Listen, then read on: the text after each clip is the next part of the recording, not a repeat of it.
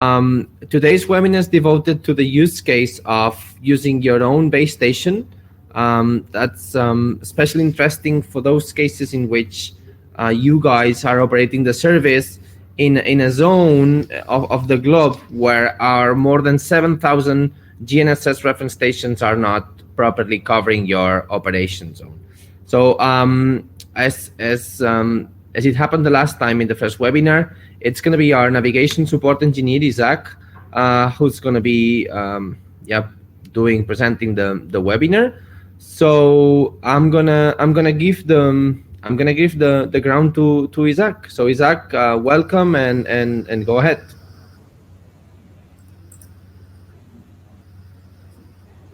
Thanks, Xavi. Good morning, good evening, everyone. As Xavi said, my name is Isaac, navigation support at Rokubun. And today we are gonna present a use case, JSON use case, where we will be processing or post-processing kinematic data take made with a car. In today's demonstration, we will go through the use of JSON step by step. So I'm gonna share my screen. Hopefully you will be able to see my...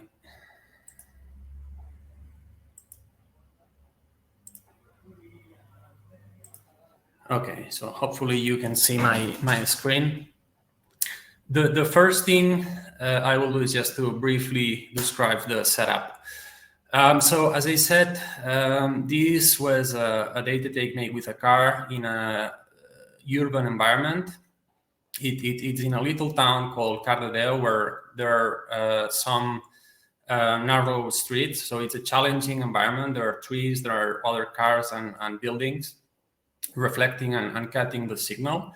So we will be able to see the performance of JSON and compare that performance against the imagery from Google Maps. So let's start by going to JSON.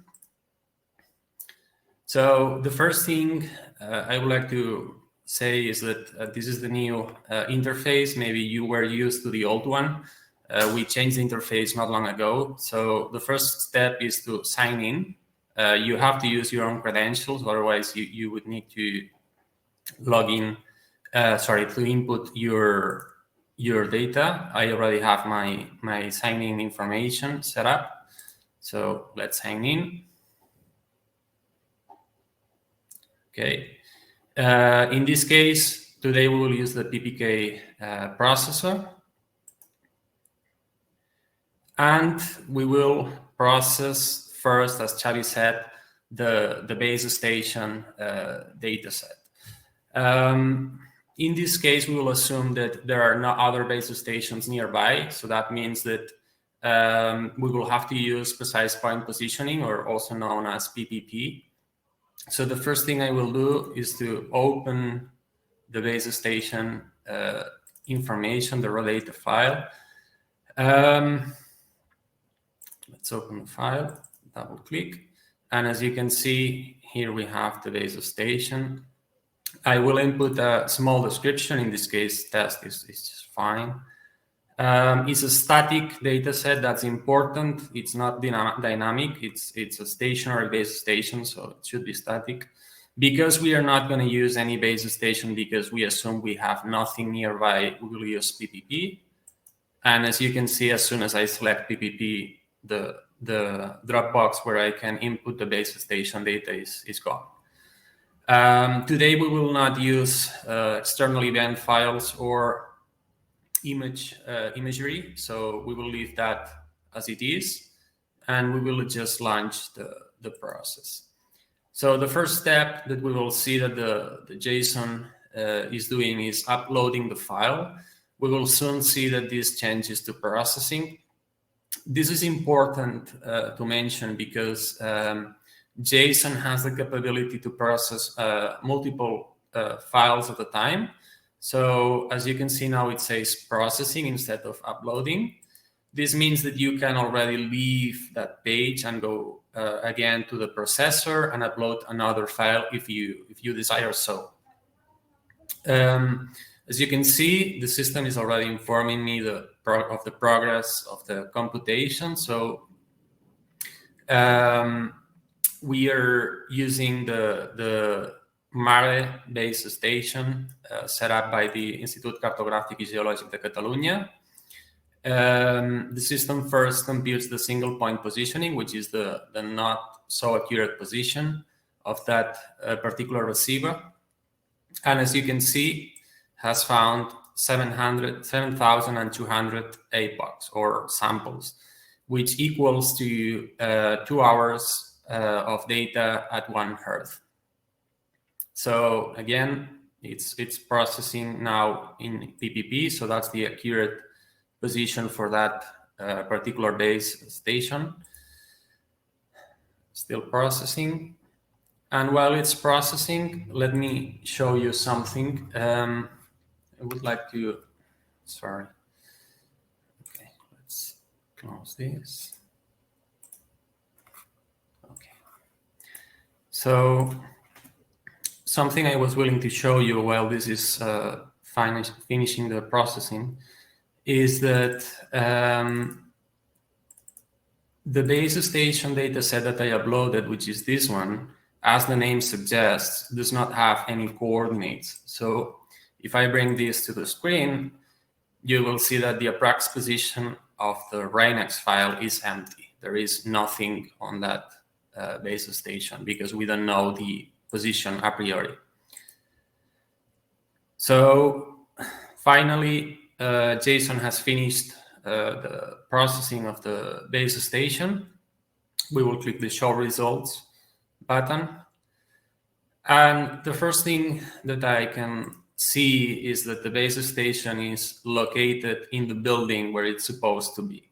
So that means that it's a reasonable position. It looks good. Later on, we will double check this. So by now we know that the processing seems to be reasonable. This is Google Maps. Again, this is just a static processing. We only see one position. If that would be a kinematic processing, we would see the trajectory, which is not the case. So the next step is to go down at the very bottom of the graphical user interface of the JSON processing engine, and just go to the Mare no coordinate Rainex position PPP, which is this button here. We click here, and all of a sudden we go to the final position of that base station expressed as latitude, longitude in degrees in both cases, and altitude in meters. So we will open another instance of JSON. We will just leave that instance open for later use. We'll open a new instance, and then now we will proceed to process the raw data from the rover, which in this case is the car. So we open, in this case, we will use a subsampled file because I don't want to spend too much time processing. So we will use a 1 Hz subsample file of the rover. Again, we will input a short description of that file. We can input anything. In this case, test is just fine. As opposed to the previous processing, this is going to be a dynamic setting. It's not static. The car is moving, therefore it should be dynamic. And we will use post-processed kinematic or PPK. We will not use PPP in this case. So we will open the base station dropdown, and we will input again the base station dataset that we used before, the very same dataset. As you can see, the system here suggests that I shall input the coordinates manually. If I don't do it, the system will compute automatically those coordinates for me. It's another method of doing the same thing that we have done before. It's only that it's going to be less obvious or graphic. So today we want to show the process in its entirety. So we will use the whole procedure. We will compute both stages manually just to show that it's possible. Sorry. I am just copy pasting the latitude, the longitude, and the height of the base station that we computed before.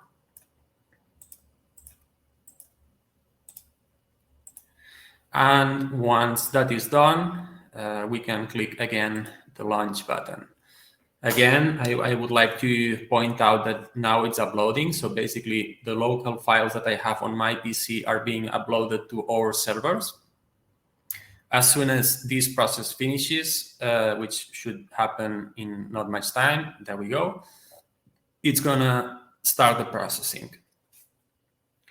At this point, I can go, for instance, at my processes and see the list of all the processes that I have done, and this process would appear as in progress. So you don't have to wait in this page. The only reason I am waiting here is because I want to show you and I want to display that JSON is very verbose at the time of providing information and basically showing each step of the processing.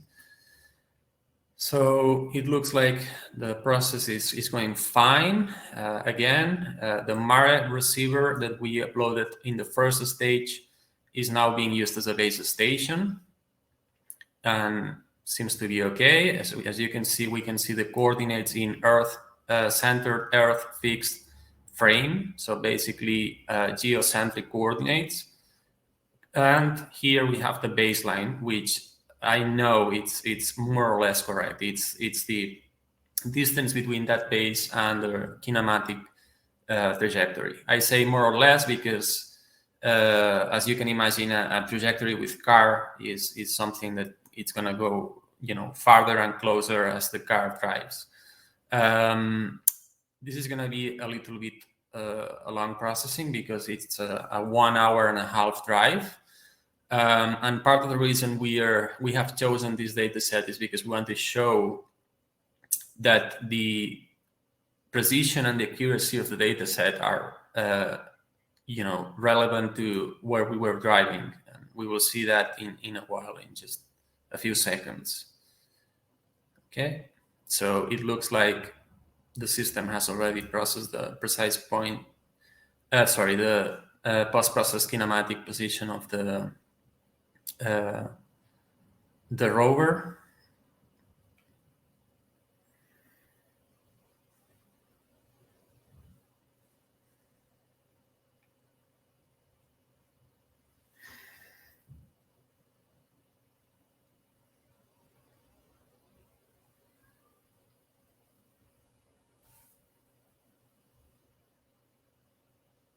There we go.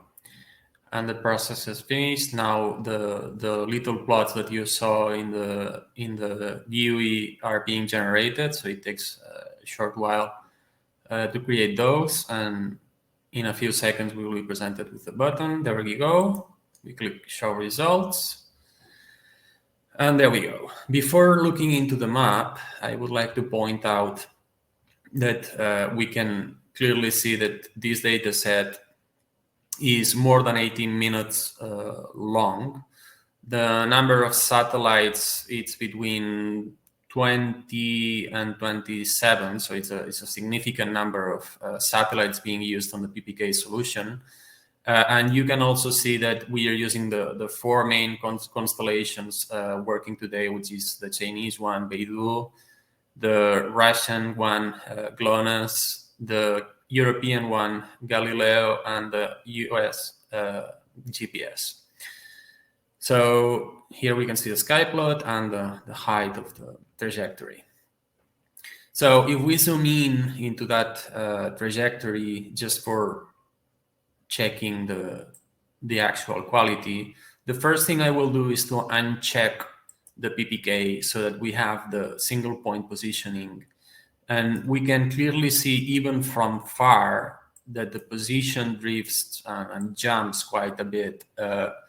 It's obviously not following the lane where the car was. There are many jumps.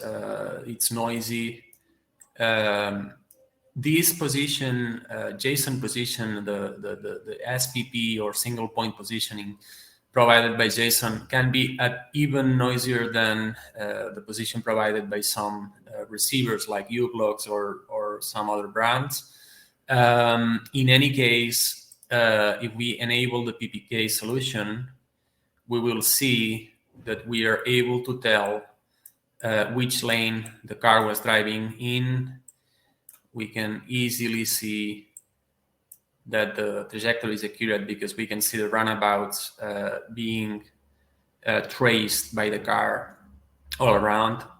I would like to mention that please bear in mind that this is a 1 Hz processing, even though the original data set is 10 Hz. That means that in between each point that you see in here, you would have 10 positions.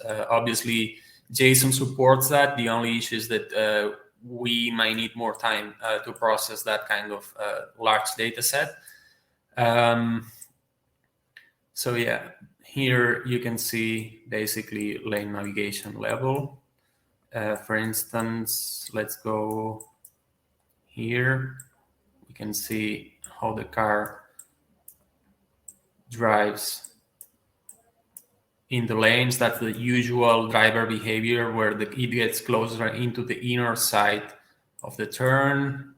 We can see similar behavior on this runabout, large runabout. In any case, that would be the result from the rover. Now we can proceed to download this into our PC for further use. It's very easy. You just need to click the download results button and open the folder by just unzipping. It's a compressed folder, so you will need some software. There are free softwares available on the net that you can use to decompress the download from JSON. And if we open the folder, we will see basically the outputs, which is the Rhinex that we used to create the trajectory. Some of you may wonder, why are we providing a Rhinex if we already uploaded the Rhinex? That's because some users decide to upload directly into uBlocks formats or maybe into Septantio formats, some formats that we support. In that case, they would have the conversion available here. And here we also have, on top of the graphs, the plots that we saw before, and the CSV file that we saw for the base station, which contains the position of the each epoch, as well as standard deviations and the velocities of the receiver for the whole trajectory. As you can imagine, it's a very long file. We also have a Google Earth file, a KML file, which of course you can open into Google Earth. And here we can easily grasp how difficult the environment was. Here we can see how narrow the streets were.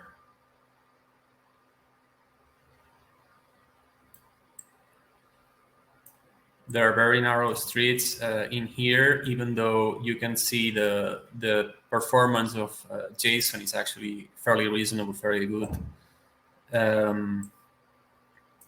Let me show you another street, which I know it's extremely narrow. It's up here. Yeah, this one. This is a 1-lane street. The visibility of the sky is actually pretty small. The distance between the two sides of the street, it's I think 4 meters, something like that. and the height of buildings is literally more than 10 meters. So the visibility of the sky is really compromised. But as you can see, the performance is still pretty good. So yeah, let me close this. Sorry, 1 second.